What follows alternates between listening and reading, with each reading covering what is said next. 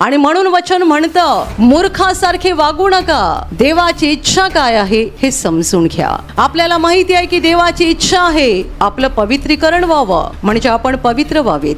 आपल्याला माहित आहे देवाची इच्छा आहे की आपण देवावर प्रेम करावं आणि आपल्या शेजाऱ्यांवर प्रेम करावं. ही देवाची इच्छा आहे.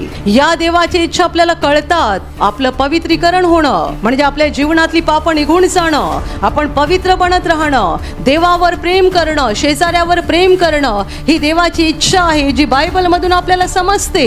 पण त्याचबरोबर आपल्या रोजच्या जीवनात पण आपण प्रत्येक गोष्टीत देवाची इच्छा जाणून घेतली पाहिजे. देवाचं मन काय आहे, देवाची इच्छा काय आहे हे आपण जाणून घेतलं पाहिजे.